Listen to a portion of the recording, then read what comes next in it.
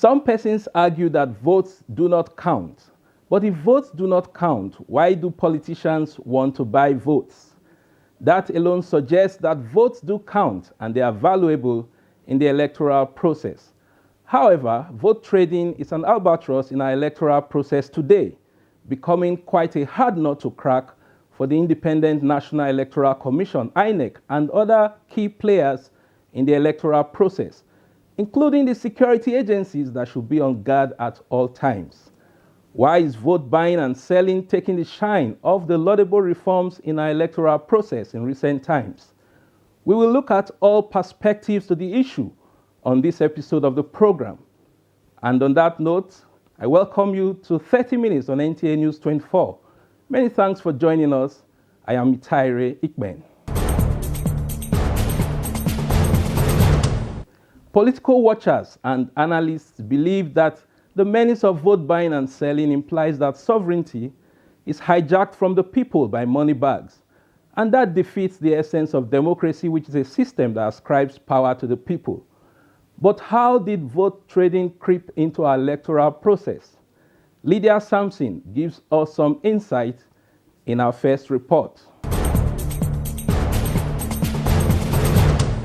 Vote buying is viewed purely as an economic exchange in which the voter sells his or her vote to the highest bidder, or sometimes for just a pittance. Vote buying takes different forms in different locations around the world. There are quite a number of names that is given to it. There is Siambai, there is Stomach Infrastructure, there is Dibokosebe. So those are the three that are more prominent. Siambai, Stomach Infrastructure, Second Page, Dibokosebe, So this is taking it's been there all along. Even in the First Republic, people were induced, but not on this magnitude, not at this scale. And unless we deal decisively with it, it's going to affect the deepening of Nigerian democracy. It's going to affect the delivery of good governance. It's going to truncate. It has the capacity to truncate our democracy. Because when people continually do not see the dividends, they will be disenchanted. Because since Nigeria's independence in 1960 and the introduction of the electoral franchise with the one-man, one-vote mantra, some politicians who believe that the end justifies the means have perfected the art of using deplorable means to attain political power. In their desperation to defeat their opponents at the poll, majority of politicians have resorted to all manner of inducements to get voters to cast their votes, obviously not according to their conscience, but according to the weight of the largesse doled out by each of the contesting parties. And whoever buys should be penalized. Because number one, good governance that everybody is seeking and hoping for depend on the counting of our vote. You now sold your own for 1,000, 2,000, 10,000 as the case may be. At the end of the day, we will now end up printing ballot paper based on the sold PVC. And at the end of the day, people who have not been able to help the society will now still go back, find their way into the system again, and continue the manipulations of governance and dividends that are supposed to come along with it to get up to ordinary people on the street. What would you say to those who claim ignorance, sir? Well, it is not ignorant. It is a deliberate action. Apparently, vote buying did not surface out of the blues, as there have been shades of menace manifesting at various political eras. However, during the off-cycle governorship election of Ekiti State in July 2018, vote buying was like a bazaar with the nomenclature of see and buy, which means the voter sneakingly displays the ballot to indicate his or her choice for a fee or instant monetary gratification. What pride has a poverty-stricken person? What pride has somebody who doesn't even know where his next meal will come from? 1,000 naira can make him part with his pride. So INEC need to really sit up. National Orientation Agency, that agency that has been existing more in name than in action, should sit up. They should, so that when tomorrow our leaders don't do what they promise to do, we'll be morally justified to hold them to it. But what is your moral basis if from the beginning you sold your right to choose rightly? to choose wisely.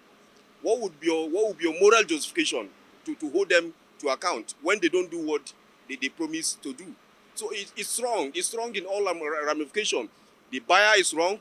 The seller is wrong. The authorities need to sit up. That's my take. Politicians since then have been devising various means of perfecting the notorious electoral malpractice of see and buy.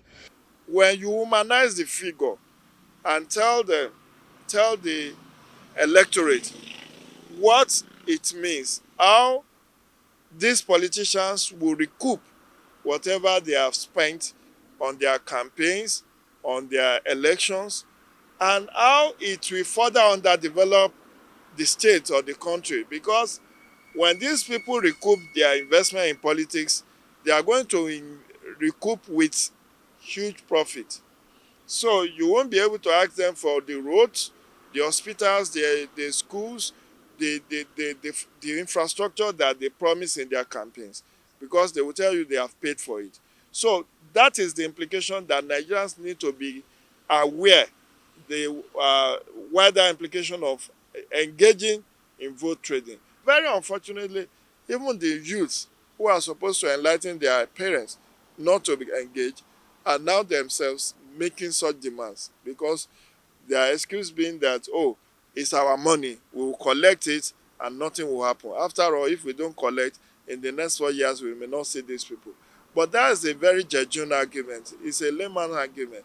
We should look at the wider implication, how it affects the delivery of campaign promises, the delivery of good governance, and the deepening of democracy. The blatant manner in which votes are hawked, sold and bought freely in off-season elections in the country in recent years is alarming. But why would voters descend so low to contemplate selling their votes?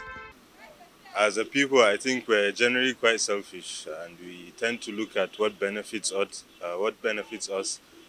in the immediate term, and we don't have any foresight, and we're not able to look maybe few years down the line and actually see the impact that it has, not just on ourselves but on our kids and our grandkids.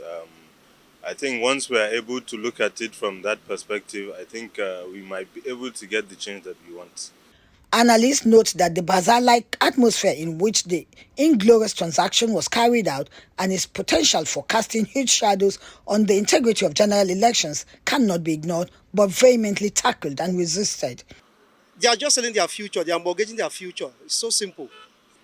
Actually, I believe the electorates, they have to use this media to campaign and sanitize a young Nigerians, because a lot of people have been misleading to sell their votes to have a little change, not knowing that the vote is their power and they have every right to vote for a right candidate. It is so bad that the INEC chairman was one time quoted as saying, "Our democracy is on sale on open market. We have observed this in the series of elections we have conducted so far, and this must stop." End of quote. It is reported that politicians usually mobilize humongous amount of cash ahead of elections, primarily for inducing voters. Unfortunately, analysts note that vote buying cannot stop on its own unless the appropriate laws are enforced.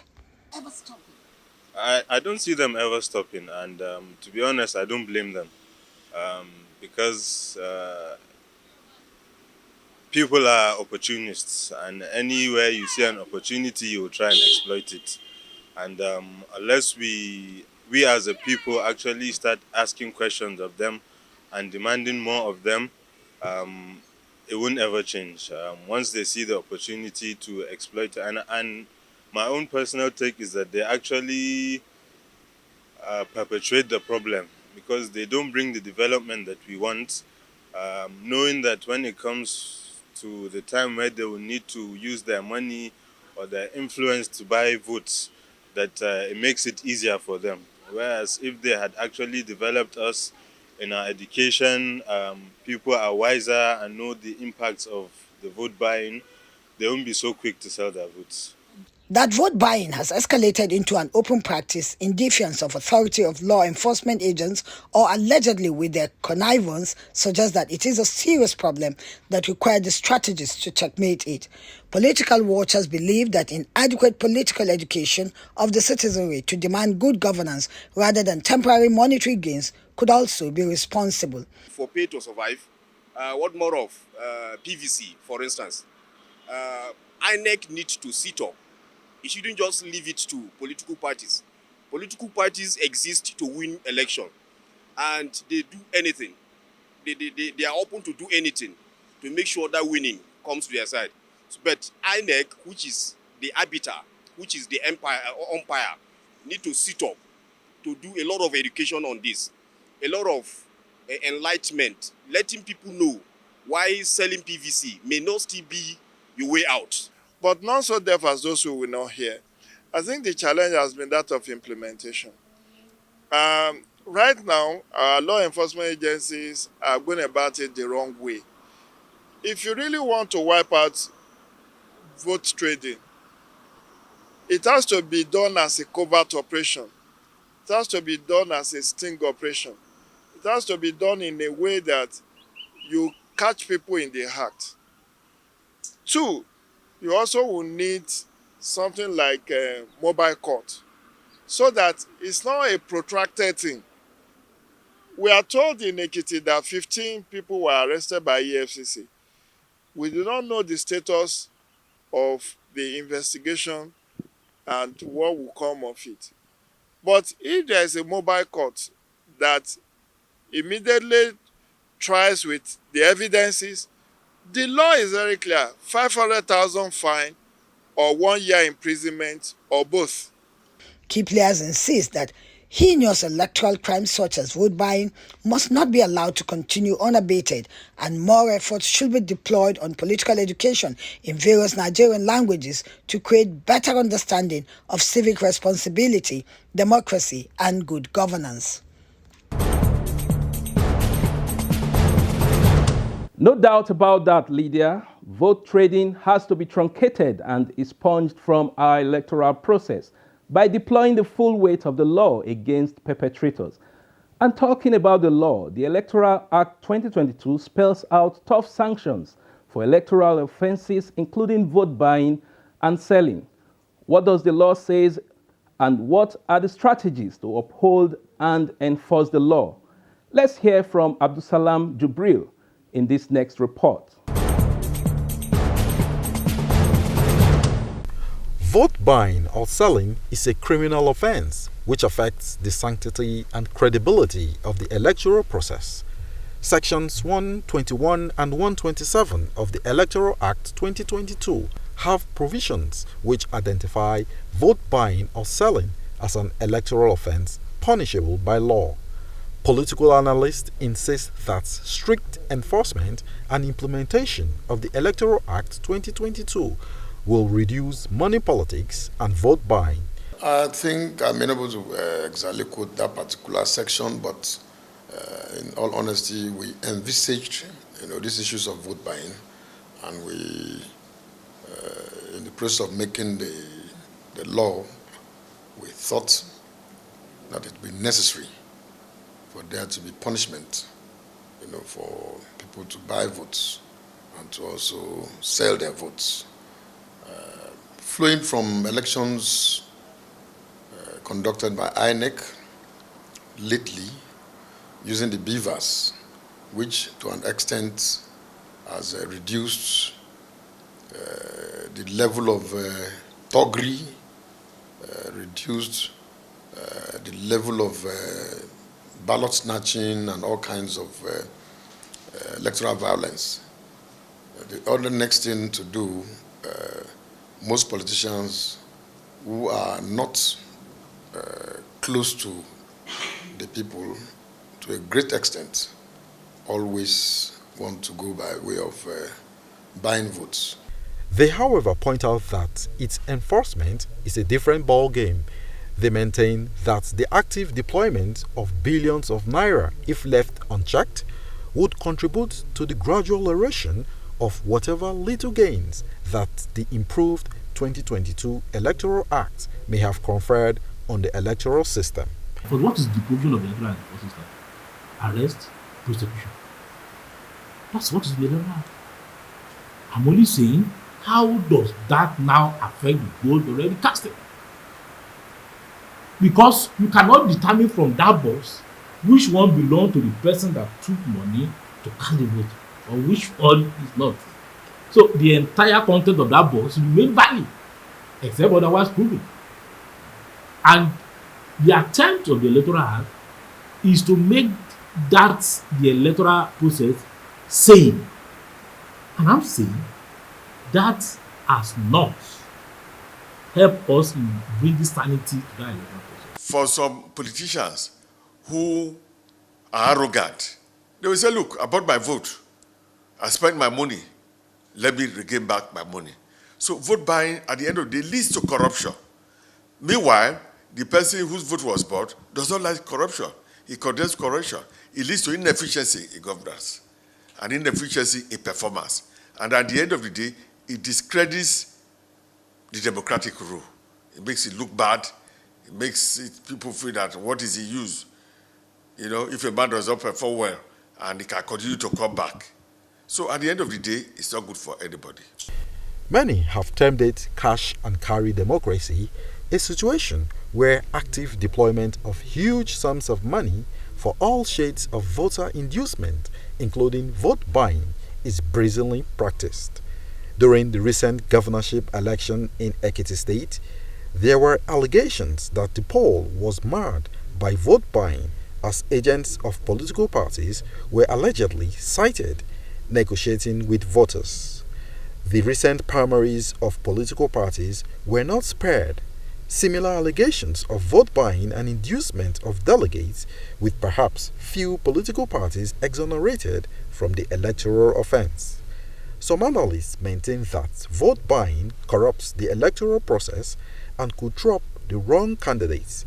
They insist that with wrong candidates emerging as winners, the country suffers and the electorate should not expect democracy dividends from such leaders who have to recover their investment first before fulfilling their campaign promises. It is corrupt. It does corrupt the legitimate process in which candidates should emerge, and at the end of the day, in which electorate will have their representative. So, the vote buying, the effect of vote buying, is that those who have corruptly enriched themselves, those who don't know what to do when they get to governance, those who go to borrow money from banks and then mortgage their property, those who go to meet godfathers to sponsor them, can now raise huge sum of money and then buy their way into government. And in their sense, one of the first things they do is to try to recoup their investment. They see governance as an investment process, as a profit-making venture. Whereas governance should be a selfless process. And that's why some of us are saying, if you disincentivize governance by making sure those who come should have their private business, should work for where they work for, and then go to work and then work for the Nigerian people at no cost. No doubt, voter inducement in the form of vote buying and selling has become a disturbing feature in Nigeria's nascent democratic experiment, with its attendant negative consequences. It has also heightened the monetization of the electoral process, where the highest bidder gets the trophy. The electoral umpire, the Independent National Electoral Commission (INEC), in previous elections had adopted several approaches against vote buying that includes sensitization, voter education, and security measures, among others. However, some experts maintain that these measures are not enough. They can't work, I can say so, because you cannot come and treat symptoms and leave the cause. That is why if you go to hospital, you will first be diagnosed. They will test you. What is the problem? So if you go treating symptoms, the sickness will persist. So vote buying is start from orientation, people's way of life. Because if, as a person, I know what I want, and I'm going for it, you can't divert my attention, you can't distract me. Experts identify poverty as well as lack of awareness as some of the factors that make some Nigerians vulnerable. They urge the Political Education Department of INEC, and other relevant agencies charged with public enlightenment to rise up to the occasion as part of the preparations for the upcoming off-season polls and the 2023 general elections. Okay, if we enforce here, some people at the back will still do it. And then it's like vote buying becomes a business. You get money at that particular time and solve a particular problem. You don't care about what happens the next 4 years or thereabout. So the truth is that the thing is risky, and it's not good for the society. To look at Nigeria as our own child. We need to build a country. So when we build a country, then we can enjoy that country. But if we're looking at Nigeria as a plate of food, that anybody goes there, pick it and go, that is how these things will continue. We first and foremost, we want to, there should be projection of nation building. Let's all work together, get Nigeria to the right place, and then we can enjoy it together. But if we look at it as food, that is how this thing will continue. So first, let's love Nigeria. Let's make Nigeria greater than Nigerians. As it stands now, Nigerians are greater than Nigeria. So everybody want to be great on his own level. So they don't care about Nigeria. In fact, if Nigeria ceases to be, some people are comfortable like that. But if it is like that, that's how we'll continue doing this, buying vote, so that we can enjoy ourselves. We don't care about the society. We don't care about the community. We don't care about the country. So let's love Nigeria. Let's build a country. Then we can enjoy the country.